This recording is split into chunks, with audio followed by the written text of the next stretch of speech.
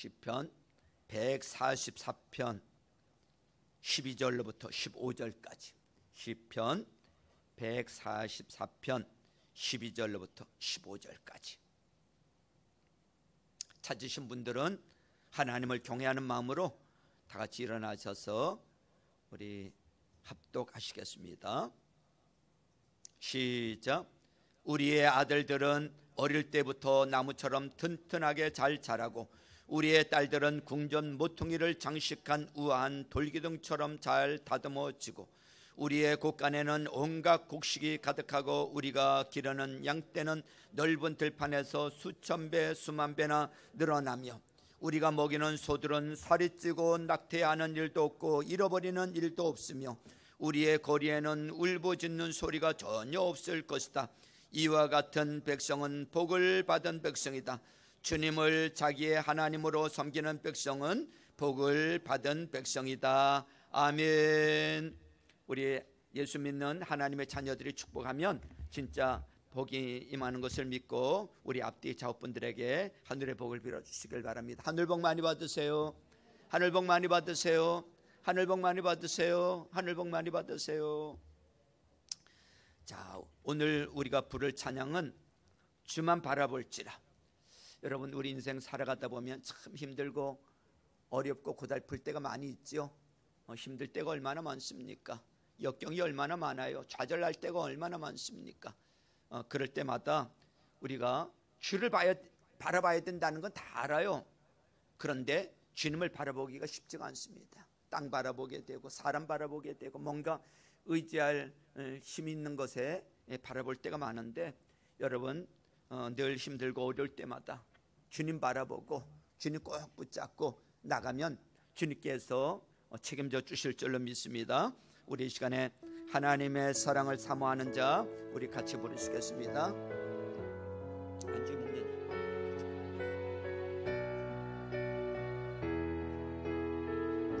하나님의 사랑을, 하나님의 사랑을 사모하는 자, 하나님의 평안을 바라보는 자, 너의 모든 것 창조하신 우리 주님이 너를 얼마나 사랑하시는지 하나님께 찬양과 하나님께 찬양과 경배, 하나님의 선하심을, 님의 선하심을 닮아가는 자, 너의 모든 것 창조하신 우리 주님이 너를 자녀 삼으셨네. 하나님 사랑의 눈으로, 하나님 사랑의 눈으로 너를 어느 때나 바라보시고, 하나님 인자 한 귀로서 언제나 너에게 기울이시니 어두움에 밝은 빛을 비춰주시고 너의 작은 기도에도 응답하시니 너는 어느 곳에 있든지 주를 향하고 주만 바라볼지. 하나님 사랑의 눈으로, 하나님 사랑의 눈, 너를 어느 때나 바라보시고 지금도 하나님은 우리를 바라보고 계세요. 사랑하는 내 딸아, 사랑하는 아들아, 하나님 인자 한 귀로서 언제나 너에게 기울이시니 어둠의 밝은 빛을 비춰주시고 어둠의 밝은 빛을 비춰, 여러분들의 작은 신음에도 작은 기도에도 응답하시는 분이세요. 기도에도 응답하시니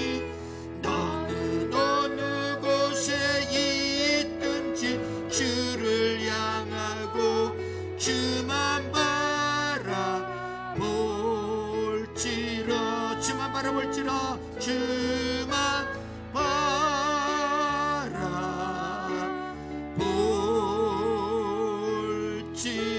주만 바라볼지라 주만 바라볼지라.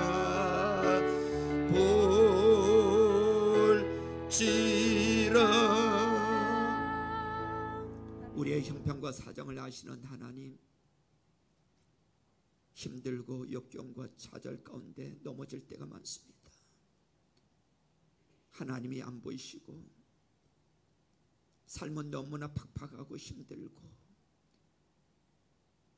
주님 바라봐야 된다는 걸 알면서도, 주님 의지해야 된다는 걸 알면서도 하나님 아버지 사람 의지하려고 하고 세상의 것 의지하려고 하는 저희들의 미련함을 주님 용서하여 주옵소서. 믿음 없음을 주님 용서하여 주시고 주님만 다시 바라보기를 원합니다. 주님 붙잡기를 원합니다. 하나님 늘 주님 생각하며 살기를 원합니다. 하나님 이 시간에 하나님 말씀 가운데 역사하여 주셔서 하나님과 더 친밀해지는 은혜의 시간 되도록 축복해 주옵소서. 예수님의 이름으로 기도하옵나이다. 아멘. 할렐루야. 사람들이 나이가 들면 건망증이 생기죠.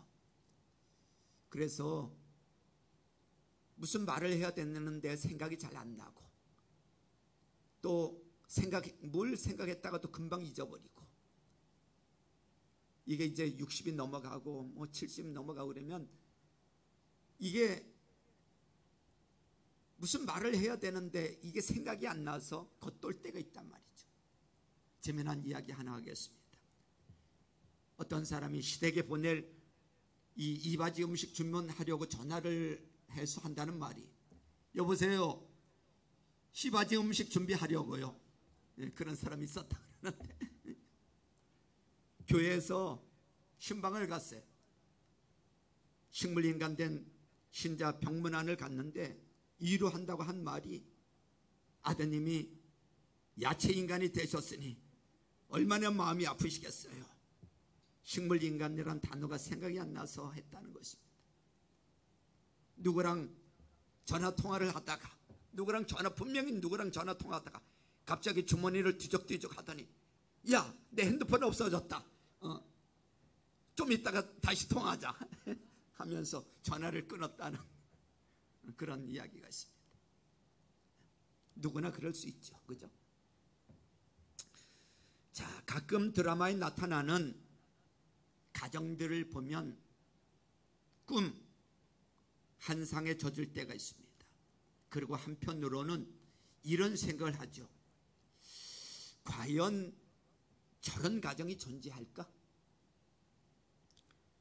오늘 시편 144편 12절로부터 15절까지 우리 합독을 했는데, 여기 나오는 이 가정을 보면 문제점이 보이질 않아요.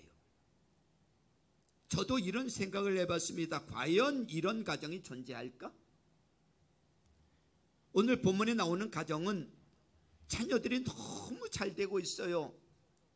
아들도 잘 되고 딸도 잘 되고 문제없이 거의 완벽한 상태로 성장하는 것을 봅니다. 또 먹고 사는 일에 전혀 문제가 없어요.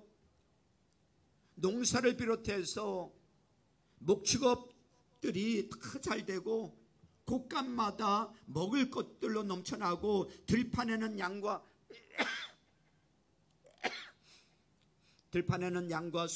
소가 떼를 이루고 있다고 했습니다.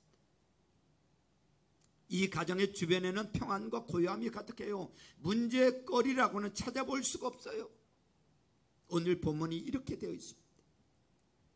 여러분이 보기에도 본문에 나타난 가정이 너무 완벽해 보이지 않습니까? 그에 비해서 우리들 가정과는 너무나 많은 것들이 다르지 않습니까? 어떤 면에서는 너무 완벽하게 보여서 이런 가정을 보면 거부감마저 듭니다. 마치 상상 속에나 존재하는 가정과 같이 여겨질 것입니다. 반면에 우리의 가정은 어떠합니까? 우리의 가정은 어떠합니까? 우리도 자녀를 키우고 있습니다. 그리고 여기에 어르신 분들은 자녀들을 다 키워보셨잖아요. 자식들이 내 마음대로 되나요? 자식들이 내 마음대로 돼요? 내 마음대로 되지 않잖아요. 나무처럼 튼튼하게, 여기에 나오는 12절처럼 나무처럼 튼튼하게 잘 자라고 우아한 돌기둥처럼 잘 다듬어진 그런 자식들만큼 반듯반듯하게 모양새 있게 우리의 자식들이 그렇게 성장하는 것이 쉽지 않다는 거예요. 정말로 쉽지 않습니다. 마치 언제 터질지 모르는 폭발물처럼 여기저기서 수많은 문제를 터뜨려야 됩니다. 그래서 우리는 이런 말까지 하지요. 무자식이 상팔자라고. 자식을 키우는 일이 얼마나 힘들었으면 이런 말까지 했겠습니까? 오늘 본문에 나오는 곡식, 양떼, 소들은 쉽게 말하면 이것은 뭘 가리키는 거예요? 경제를 가리키는 거예요. 경제. 여기 보니까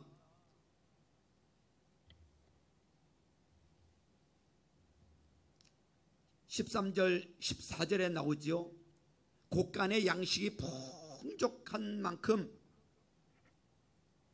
여러분 은행 잔고가 차고 넘치도록 가득합니까?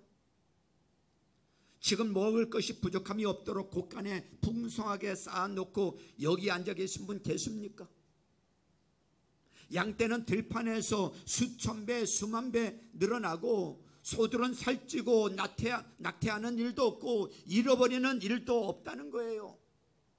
이런 가정이 얼마나 존재하느냐라는 것이죠. 우리 주변에 많은 사람들은 힘들여 땀 흘리지 않으면 먹고 살 수 없는 사람들 투성이에요. 그야말로 먹고 사는 전쟁을 합니다. 지금 얼마나 어려운 때입니까? 그 다음에 이들 주변 환경은 침노하는 자가 없다, 시비하는 자도 없다. 그러니 나도 나가서 막을 일도 없고 거리에는 울부짖는 소리도 없다는 거예요. 평안하다는 것입니다. 그에 비해 우리 주변은 위험과 이기가 가득합니다. 갖가지 사고와 재난들, 강도와 도적의 위험들이 넘쳐나고 있어요. 내가 아무리 조심해도 소용이 없어요. 예고 없이 날아드는 주변의 위험들이 어찌 다 예측하고 막아낼 수 있겠습니까? 눈이 100개라도 손이 100개라도 소용이 없어요. 우리는 다 이런 복잡한 현실 속에서 살아가고 있습니다. 그런데 정말로 아무 문제 없이 이렇게 완벽하리만큼 이런 가정, 이런 삶, 이런 내용적인 부분들이 과연 우리에게 존재할 수 있느냐라는 거예요. 이것이 가능할까? 이런 가정은 꿈에나 존재할지 모릅니다. 실상 우리들 가정, 우리들 주변에는 문제투성이에요. 우리 가정에 가서 살펴보면 우리의 자식들 보고 우리의 경제를 보고 우리 주변을 보면 문제투성입니다. 힘든 것들이 많아요. 걱정 근심이 많아요.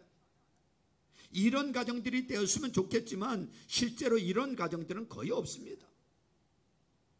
그러면 성경이 거짓말을 하는 걸까요? 아닙니다. 성경은 우리에게 거짓말을 하지 않아요. 실제로 이런 가정이 존재하고 있으며 우리의 가정들이 이런 가정이 될 수 있기에 성경은 이 가정의 모습을 우리에게 소개하고 있는 줄로 믿습니다. 이 가정에 숨겨진 비밀은 성경 안에 답이 있단 말이죠. 어떻게 하면 이런 가정처럼 우리 가정도 될 수 있느냐? 그 비밀이 성경 안에 있다는 것입니다. 15절 말씀을 보세요. 15절을 같이 읽습니다. 15절에 답이 있어요. 15절을 같이 읽습니다. 시편 144편 15절 시작. 이와 같은 백성은 복을 받은 백성이다. 주님을 자기의 하나님으로 섬기는 백성은 복을 받은 백성이다. 그랬습니다. 이 가정의 성공 비결은 온 가족이 남편, 아내, 자식들, 부모님 온 가족이 뭘 했다고요? 주님을 자기의 하나님으로 섬겼기에 가능했다는 것입니다. 따라서 해보세요. 주님을 자기의 하나님으로 섬겼다. 그렇습니다. 이게 중요한 거예요. 그렇다면 여기서 말하는 자기의 하나님이란 무슨 뜻입니까? 자기 하나님. 가족 구성원 한 사람 한 사람이 저마다 하나님을 1대1로 제대로 섬기고 있다는 말이에요. 남편은 남편대로, 아내는 아내대로, 자식은 자식대로, 부모님은 부모님대로 하나님을 1대1로, 하나님을 나의 하나님으로 영접하고 나의 하나님으로 주님으로 영접하고 믿기 때문에 1대1로 제대로 섬기고 있다는 거예요. 아들들과 딸들과 아버지와 어머니가 하나님과 1대1로 온전한 하나님과 든든한 신앙관계를 맺고 있기 때문에 이런 일이 가능했던 것입니다. 결국 온 가족이 하나님 중심적인 삶을 산 결과가 이런 꿈 같은 가정을 이뤄냈다는 것입니다. 여러분, 하나님 중심으로 살았다는 말을 쉽게 생각하면 안 돼요. 주님을 자기 하나님으로 섬겼다는 말은 각 구성원들이 저마다 하나님을 중심으로 믿음으로 살려고 노력했다는 뜻이에요.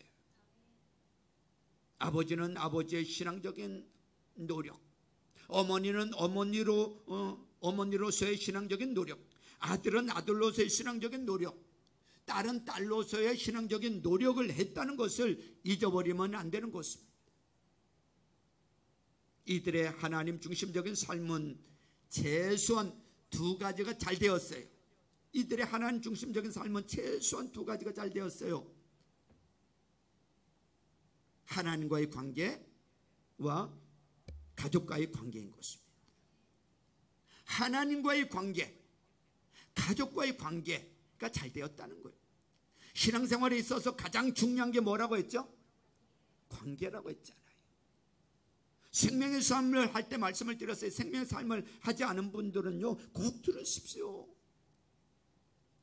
가족 구성원들이 다 하나님과 1대1의 관계, 아버지에게도 자기 하나님, 어머니에게도 자기 하나님, 딸에게도 자기 하나님, 아들에게도 자기 하나님, 아브라함의 하나님, 이삭의 하나님, 야곱의 하나님, 나의 하나님으로 1대1의 이 관계가, 가족 구성원들이 전부 다 신앙적인 1대1로 하나님과 문제가 없다는 것입니다.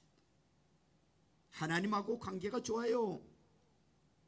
그렇다면 하나님하고 문제없는 가족 구성원 개개인이 누구와도 문제가 없다는 것이죠. 부부 간에도 문제가 없고 부모 자식 간에도 문제가 없을 수밖에 없다는 이야기입니다. 이것은 원리예요. 이것은 법칙이에요. 하나님과 관계가 좋으면, 하나님과 관계가 1차적으로 첫 번째로 하나님과의 관계가 좋으면 부부와의 관계가 좋을 수밖에 없고요, 부모 자식 간의 관계가 좋을 수밖에 없고요, 이웃과의 관계가 좋을 수밖에 없어요. 착각하시는 분이 있어요. 나는 하나님과 관계는 좋은데 하나님과 문제가 없는데 부부 사이에 문제가 있다는 거예요. 부모 자식 간에 문제가 있다는 거예요. 이웃과의 관계가 문제가 있다는 거예요. 여러분, 뭔가 하나님과의 관계가 삐뚤어졌기 때문에 부부 사이의 관계가 삐뚤어지고 자녀와의 사이의 관계가 삐뚤어지고 그러는 것입니다. 그래서 먼저 하나님과의 관계를 여러분 잘 회복해야 되는 것입니다. 그러니까 성경에 소개되고 있는 가정은 하나님과의 관계, 가족 간의 이 관계에 의해서 소통이 잘 되었기 때문에 이런 꿈 같은 가정을 이룰 수 있었다는 사실을 믿으시길 주님의 이름으로 축원합니다. 하나님과의 관계, 이웃과의 관계가 잘 되기 위해서는 소통이 돼야 되는 거예요. 소통. 하나님과의 소통, 부부 사이의 소통, 부모 자식 간의 소통, 이웃과의 소통. 사실 이 가정에도 문제가 없었던 것은 아니에요.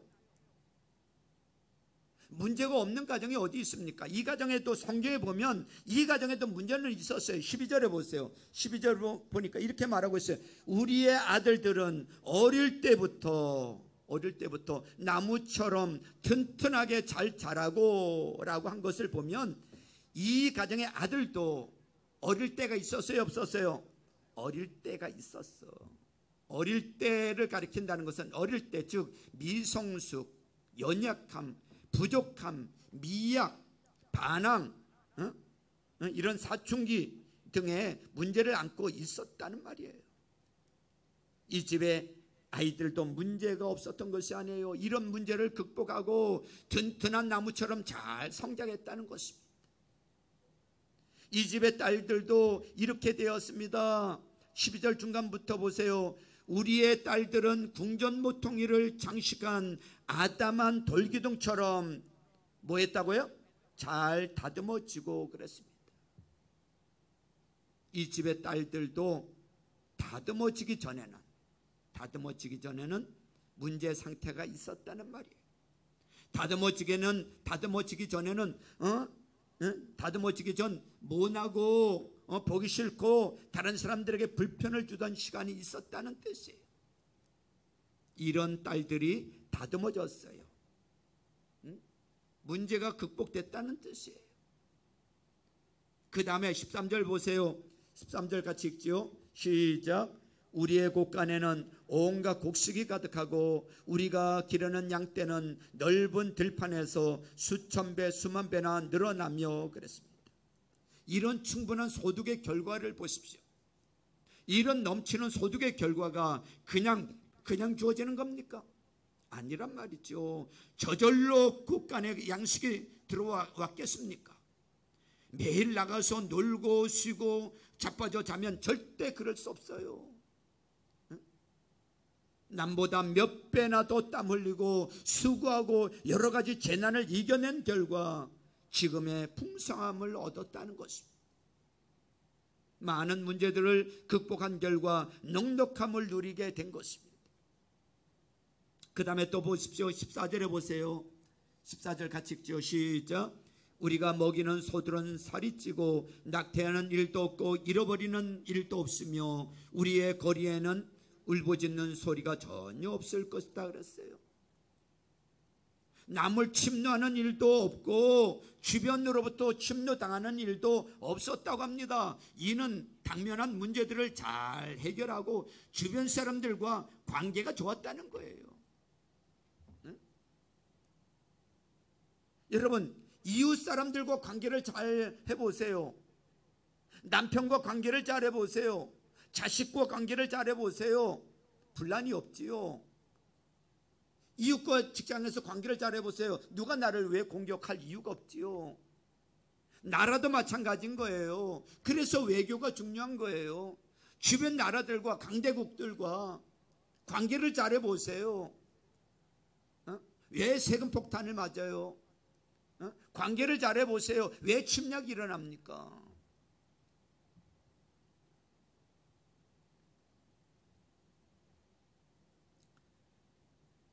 여러분, 가만히 있어서 이렇게 된 것이 아니에요. 결국 이 가정도 수많은 문제 속에서 만들어진 가정이라는 것을 우리는 절대로 놓쳐서는 안 될 줄로 믿습니다. 저절로 되는 게 아니에요. 이 가정이 수많은 문제를 극복하고 이런 가정이 된 것은 주님을 자기의 하나님으로 섬기는, 따라서 해보세요. 주님을 자기의 하나님으로 섬겼다. 그렇습니다. 하나님과의 관계, 가족과의 관계, 주변 사람들과의 관계, 즉 하나님과 소통하고 부부 사이에 소통하고 자녀들과 소통하고 주변 사람들과 소통을 이끌어낸 것이 결정적인 요인인 것입니다. 그렇다면 하나님과 가족 간의 소통을 이루게 한 것은 무엇입니까? 하나님과 가족 간의 소통을 이루게 한 것이 뭐예요? 소통하면 가장 떠오르는 단어가 뭡니까? 소통하기 위해서는 뭘 해야 되는 거예요? 대화해야 되는 거죠. 대화. 소통이 잘 되기 위해서는 대화를 잘해야 되는 거죠. 대화. 저도 인생을 이제 60이 넘고 그리고 제 아내가 하고 산 지도 30년이 넘어서 보니까 겉으로 드러난 외모는 여러분 물론 사람이 외모를 안 볼 수 없죠. 외모를 봐야죠. 그러나 그 외모보다 중요한 것은 인생을 살다 보니까 뭐가 중요하냐면 여러분 이게 말이 잘 통해야 되는 거예요. 대화가 잘 돼야 되는 거예요. 대화가 잘 돼야 여러분 관계가 좋은 거예요. 그래야 안 그래요? 대화가 안 돼 보세요. 대화가 안 되면 싸우게 돼요. 자꾸 말하면 대하면 싸우게 된단 말이죠. 그러면 말하게 돼요, 안 하게 돼요? 입 닫게 됩니다. 말해봤자 싸우는데 뭐해? 입 닫게 됩니다. 그럼 관계가 좋을 수가 없어요. 응? 이 가정은 하나님과의 대화, 즉 가족 한 사람 한 사람이 자기 하나님과의 대화를 잘한 거예요. 다음으로 가족 간의 대화를 통해서 문제들을 극복하고 해결해 나가는 하나님이 주목하시는 가정의 모습을 이뤄냈다는 사실이에요. 문제 없는 가정이 어디 있어요? 문제 없는 자식이 어디 있어요? 문제 없는 부모가 어디 있어요? 그렇지만 대화를 통해서, 소통을 통해서, 관계를 통해서, 대화를 통해서 그 부분을 해결을 했다는 것입니다. 믿음의 가정은 소통이 있는 거예요. 하나님과의 소통, 가족 간의 소통이 있어요. 믿음의 가정은 대화를 통하여 하나님과 가족들이 소통하는 것입니다. 사랑하는 성도 여러분, 우리의 가정은 누구를 중심으로 움직이고 있습니까? 우리의 가족들은 무엇을 중심으로 살아가고 있습니까? 우리의 가정의 주인은 누구십니까? 우리의 가정에 막혀있는 곳은 어디입니까? 혹시 돈이 여러분 가정을 이끌어가는 주요한 요인이거나 아니면 직장이 혹은 여러분들이 가지고 있는 어떤 목표들이 여러분들의 가정을 이끌어가는 주도적인 역할을 하고 있지는 않은지 살펴봐야 되는 것입니다. 우리는 신앙인들이에요. 하나님의 자녀들이요. 그래서 이런 고백도 합니다. 하나님 중심으로 살고 있습니다. 하나님 중심으로 살고 있습니다. 그렇다면 정말 나와 내 가정의 중심에 하나님이 계신가요? 내 마음속 중심에 하나님이 계신가요? 우리 가정의 중심에 하나님이 계신가요? 하나님 중심으로 살고 계신가요? 하지만 정작 우리의 삶 한가운데 하나님이 없다는 사실을 발견할 수 있습니다. 문제 앞에서 하나님을 찾거나 믿음의 방법을 찾지 않기 때문입니다. 크고 작은 문제 앞에서 나와 내 가족들이 어떤 모습으로 살아가고 있는가를 솔직하게 들여다보시길 바랍니다. 크고 작은 문제 앞에서 내 반응을 보세요.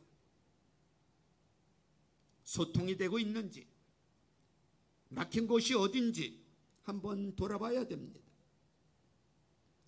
겉도는 가족들이 얼마나 많습니까? 남편은 남편대로, 아내는 아내대로, 자식은 자식들대로 다 따로따로 겉돌고 있습니다. 이것이 우리 가정들이 겪는 현실이에요. 자식들이 문제가 생기면 어디에서 먼저 이 문제가 풀어져야 합니까?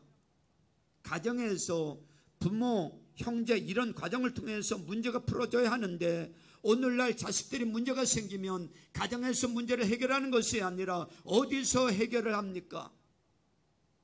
네? 친구와 해결하려고 하고 인터넷으로 또 AI로 아니면 채팅해서 해결을 하려고 합니다. 그러다 보니까 이 자식들이 엉망진창인 거예요. 남편에게 문제가 생기면 이 남편이 어디에서 문제를 해결해야 됩니까? 이 문제를 아내와 해결하고 가족들과 해결해야 됩니다. 그런데 이게 안 되니까 남편들이 나가서 술로 해결하고 세상에서 타락한 문화로 해결하려고 하는 거 아닙니까? 아내에게 문제가 생기면 남편하고 문제를 해결하고 가족들하고 해결을 해야 합니다. 그런데 이게 안 되고 있는 거예요. 지금 우리의 가정은 지금 어떻습니까? 특별히 오늘 우리 믿음의 가정들은 어떻습니까? 우리 가정의 가족들은 누가 주인입니까? 우리의 가정을 원활하게 소통시켜 주시는 분은 하나님이신 줄로 믿습니다. 그분이 가정의 중심이 되고 각 구성원들이 각각 자기의 하나님으로 모시고 그분과 대화를 하고 그분을 중심으로 한 가족 간의 대화를 하고 이것이 가정을 살리고 일으키는 결정적인 비결인 줄로 믿습니다. 문제의 원인은 밖에 있지 않다는 걸 아셔야 돼요. 문제의 원인이 밖에 있는 게 아니에요. 사람들은 어떤 문제가 생기면 당신 때문에 그래, 너 때문에 그래. 여러분, 문제의 원인은 밖에 있지 않아요. 문제의 원인은 내 안에 있다는 걸 잊지 마세요. 우리 가정 안에 있어요. 내 안에 있어요. 내가 지금 내 가정과 내 자식과 내 직장과 내 주변을 가로막고 있을 수도 있다는 것을 잊지 마세요. 그래서 우리 모두는 하나님 중심의 삶이 무엇인가를 다시 회복해야 될 줄로 믿습니다. 하나님 중심의 삶이라는 것은요, 주님을 나의 하나님으로 섬기는 거예요.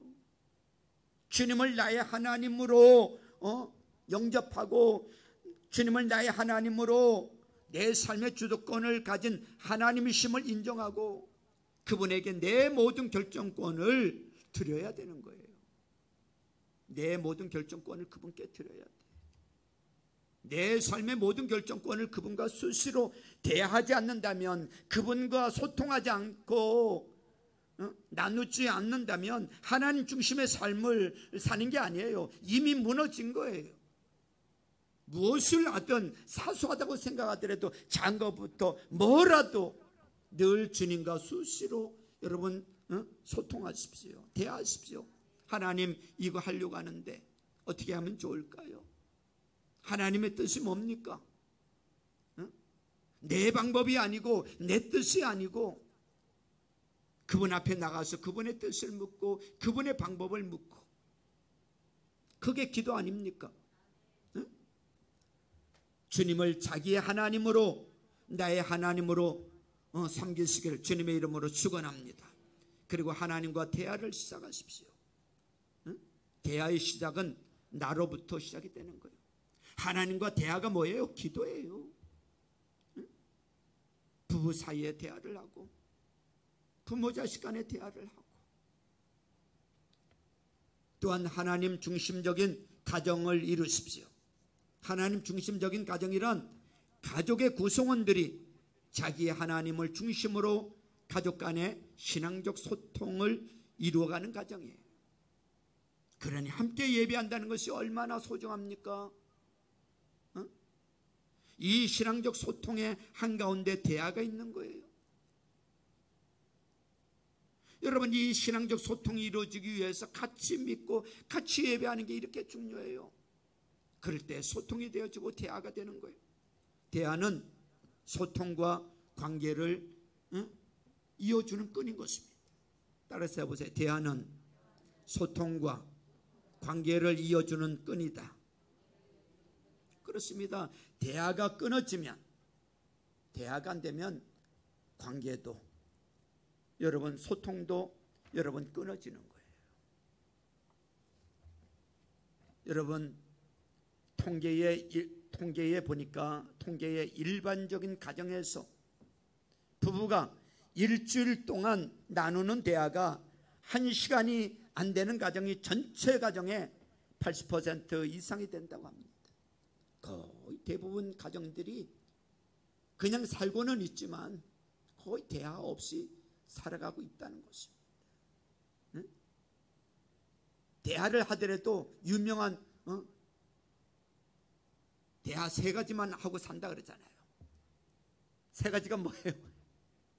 집에 와가지고 묻는 게, 애는 먹자, 자자. 여러분, 이 3가지 단어만 한다고 하잖아요. 여기서 대화란 어떤 담소나 아니면 커뮤니케이션, 일상적인 대화 이런 것을 의미하는 게 아니에요. 여기서 대화란 하나님 중심으로 각자 당면한 문제들을 해결하기 위한 신앙적 노력을 의미하는 거예요. 자기의 속마음을 이야기를 하고, 이 대화가 지속되려면 몇 가지 잊지 말아야 될 것들이 있어요. 한 세 가지를 좀 기억했으면 좋겠어요. 이 첫 번째로, 이 대화가 지속되려면 각자의 연약함과 문제를 인정해야 돼요. 나의 부족한 부분을 인정해야 돼. 가족 간 각자의 연약함과 문제를 인정해주고 받아들여야 되는 거예요. 응? 너는 왜 그 모양이냐? 그것밖에 안 돼. 등등 비난과 책망은 나중에도 늦지 않는다는 것입니다. 사실은 우리가 먼저 이 비난과 책망이 먼저 나가잖아요. 그러다 보니까 관계가 단절되는 거예요. 대화가 끊어져 버리는 거예요. 응? 대화는 상대를 인정해 줄 때 시작이 되는 것입니다. 각자의 연약함과 문제를 인정해 주는 거예요. 두 번째, 이 대화가 지속되려면 신앙적인 방법으로 해결을 찾도록 서로 격려해 주고 이끌어 줘야 된다는 것입니다. 대화의 중심에, 해결의 중심에 대화를 나눠야 합니다. 잘못된 현실과 문제를 계속 이끌고 가면 대화가 안 돼요. 해결을 위한 격려와 믿음의 방법을 찾도록 서로 도와줘야 되는 것입니다. 세 번째로, 나만 생각하면 대화도 관계도 끊어집니다. 관계란 좌우를 붙들고 있는 거예요. 좌우를. 특히 믿음의 가정들이 나누는 대화, 소통은 그 어떤 문제도 이겨낼 수 있는 하나님이 주신 최고의 선물인 줄로 믿습니다. 여러분, 주 예수 그리스도를 믿고 하나님의 자녀가 된 우리들은 하나님과 관계, 하나님과 이 소통, 부부 사이에, 자녀 사이에, 이웃과의 이 관계, 이 소통만 잘하면요, 여러분 다 잘 되게 돼 있습니다. 응? 여러분, 이 한자 가운데 가만사성이라는 이 한자가 있습니다. 가정이 화목해야 밖에 나가서도 그 일이 잘 되는 거예요. 안에서 화목하지 않고 늘 다투고 비난하고 그러면요, 밖에 나가서 일이 잘 될 수가 없어요. 응? 정리합니다. 사랑하는 성도 여러분, 우리 모두는 이런 성경에 나오는 가정을 우리 모두 다 꿈을 꿉니다. 소원합니다. 이런 가정이 됐으면 좋겠다고, 이런 복된 가정이 됐으면 좋겠다고. 그러기 위해서는 대화하는 날이 필요합니다. 이 날은 노력하는 날이에요. 이 날은 살리는 날이에요. 이 날은 서로에게 격려와 파이팅을 주는 날이에요. 가족들 간 대화를 시작하십시오. 비난과 책망과 지적은 다음에 해도 늦지 않습니다. 우선은 칭찬과 격려와 위로를 우리 시작을 해봅시다. 이번 명절에 자녀들을 만나고 부모님을 만나고 또 형제들을 만나잖아요. 여러분, 비난과 책망은 일단 접어두고 우선 칭찬과 격려, 위로를 하면서 남편과 아내와 자식들과 관계를 먼저 회복하는 그런 명절이 될 수 있기를 바랍니다.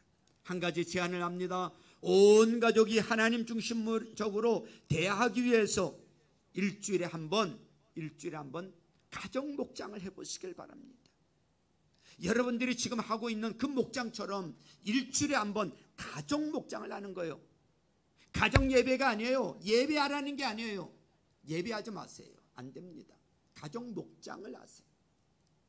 애들이랑 남편, 자녀들과 같이 식사를 하세요. 같이 애찬하세요. 밥을 먹고 일주일에 한 번씩 시간을 정해서 같이 밥을 먹고, 그리고 둘러 앉아서 일주일간에 있었던 일들 가운데 감사한 것을 하나씩 나누는 거예요. 감사한 거 하나씩 우리 나누자.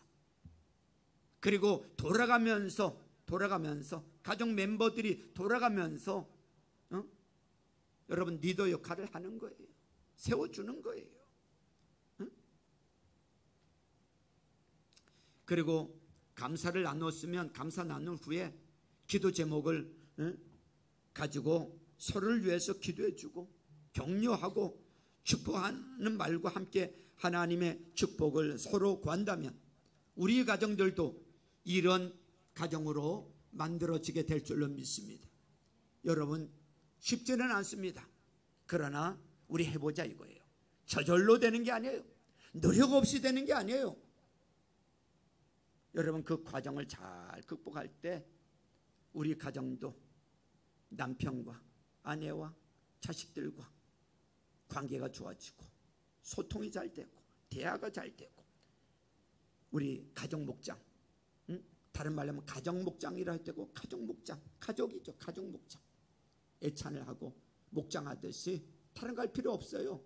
그냥 일주일에 정말 감사한 거 하나씩 나누자. 그리고 너 기도 제목 한 가지씩 나누고.